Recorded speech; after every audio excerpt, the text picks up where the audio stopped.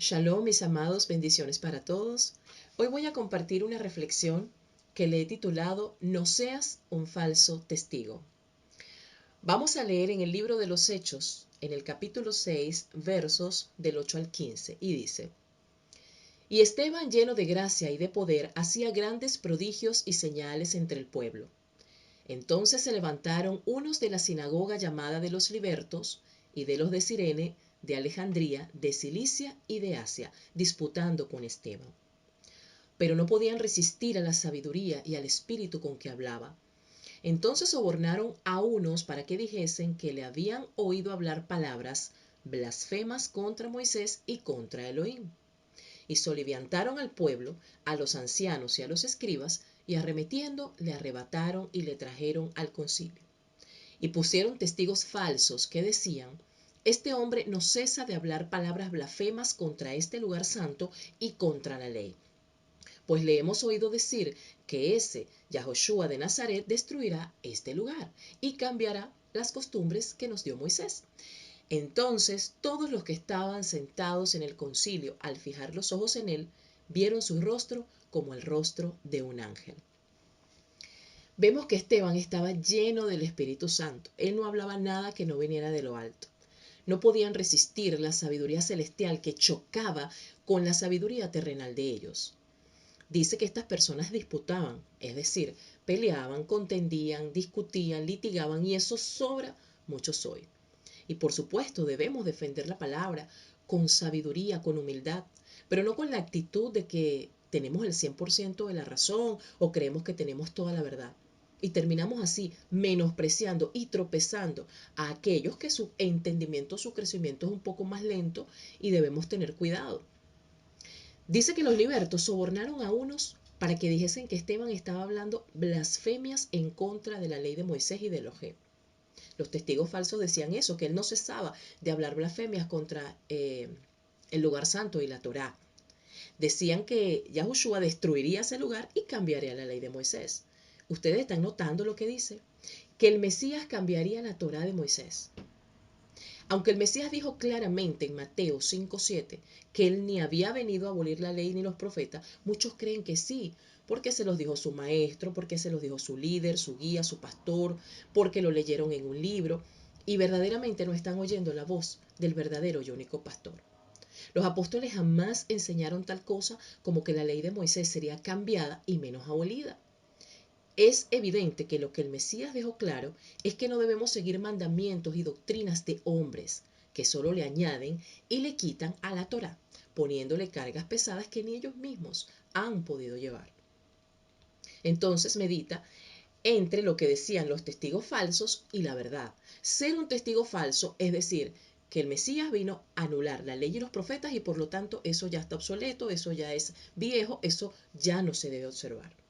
Yahoshua jamás vino a abolir la ley ni los profetas, pues él mismo la obedeció para ser nuestro ejemplo de cómo debemos caminar, agradándole al Padre Eterno y así cumplir su voluntad.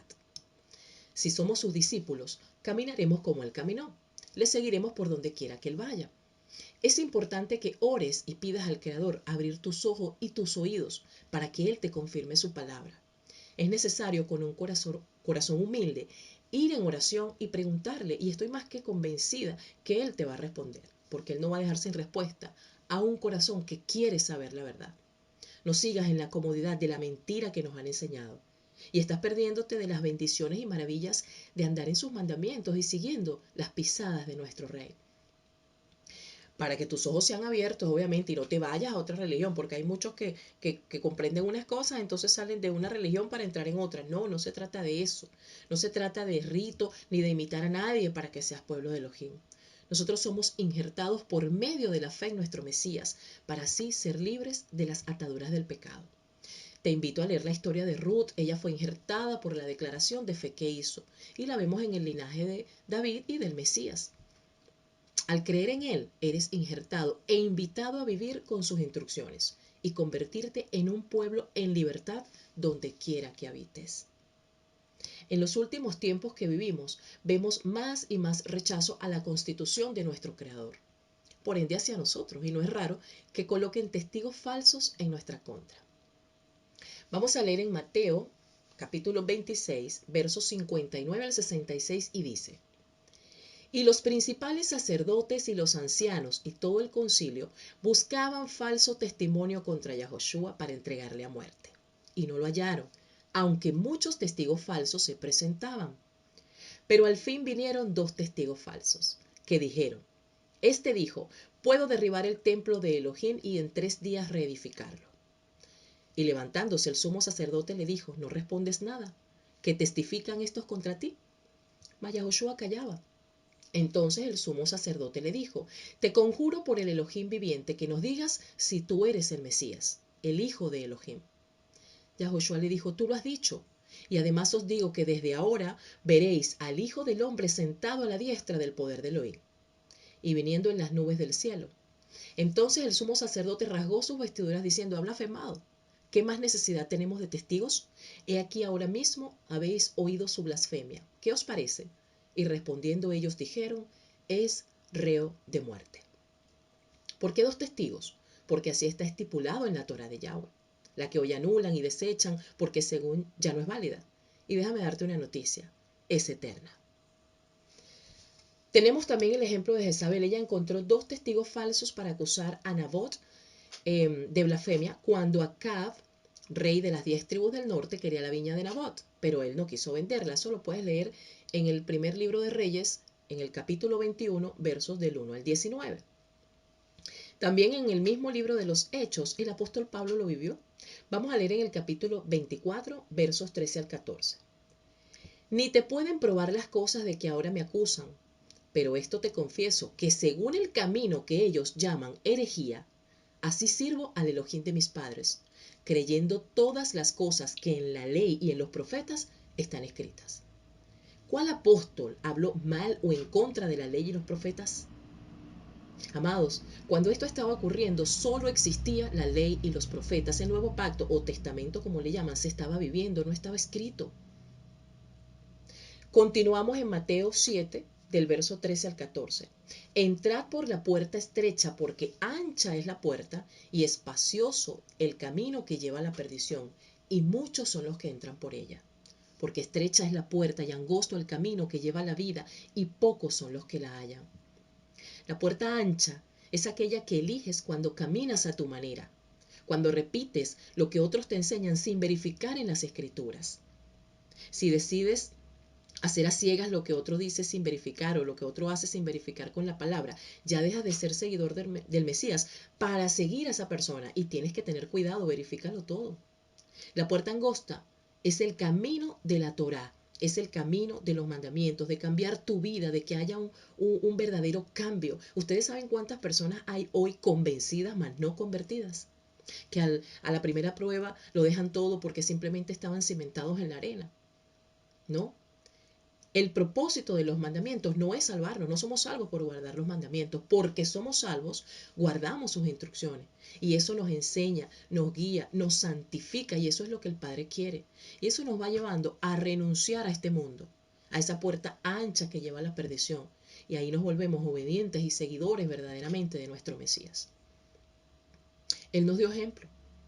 Nada más que Él. Tenemos que ver su caminar para darnos cuenta lo que Él quería de nosotros y lo que sigue queriendo de nosotros. Pero mientras tengamos un poquitico ahí de la puerta angosta, pero más de la ancha, no se está haciendo nada, porque aquí no se trata de puntos medios con el Padre. O estás en la ancha o estás en la angosta.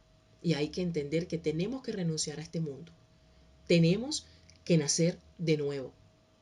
Tenemos que entender el propósito del Padre. Él no quiere corazones convencidos que hoy lloran y bueno, hoy leí la Biblia, pero mañana no oré, pero pasado mañana se me olvidó. No, conviértete en un recipiente del Padre, pero a su manera, como Él lo estipuló, no como nosotros creamos que es mejor o en nuestra falsa comodidad. Y tenemos la congregación de la Odisea. Ellos pensaban que eran ricos. Y resulta que delante del Padre eran pobres, desventurados, miserables, desnudos. Estaban desnudos. Entonces tenemos que tener cuidado, mis amados. Tenemos que meditar en todo esto. Cuando repetimos algo que va en contra de la voluntad del Padre, simplemente somos testigos falsos. Todas estas pequeñas perlas hay que meditarlas.